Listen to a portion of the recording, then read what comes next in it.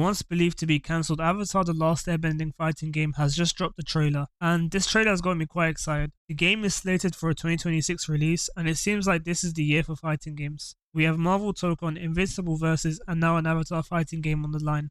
And to be honest, to me it seems like we're seeing a resurgence of the fighting game genre. The game is set to release in 2026, and we just got a gameplay trailer. From the trailer alone, the game looks amazing. However, details on the game are scarce, but if we go on the Steam listing page, we can see some details about the game that have been given to us.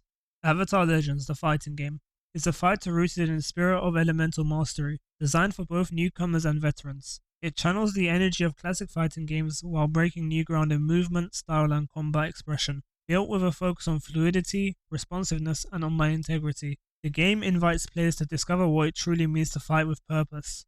Hand-drawn in 2D, it is crafted to preserve the style and expressive animation of the original series. You really can tell that this is hand-drawn.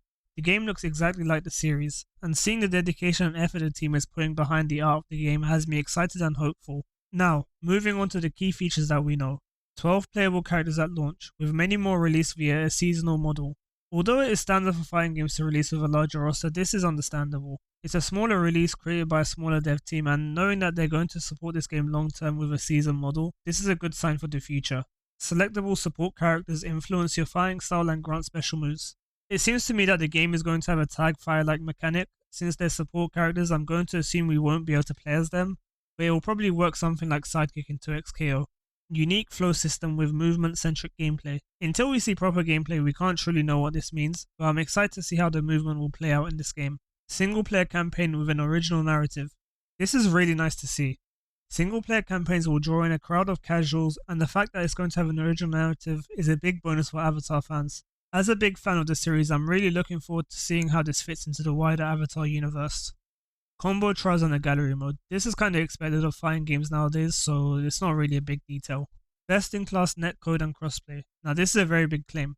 Firstly, crossplay is really nice to see. It is the standard for most online games these days.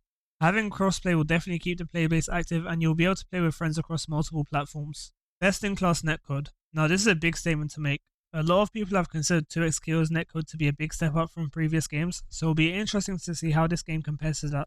It's a big statement which I hope they can live up to. Now this all sounds great, and from what we saw in the gameplay trailer, it looks really cool to me, and will definitely attract a lot of players and Avatar fans to try the game out. The Avatar IP is quite popular, so there is a lot of potential here, although I am quite nervous. The IP has been screwed over when it comes to game adaptations in the past, but I'm hoping the best for this game and can't wait to hear more on it.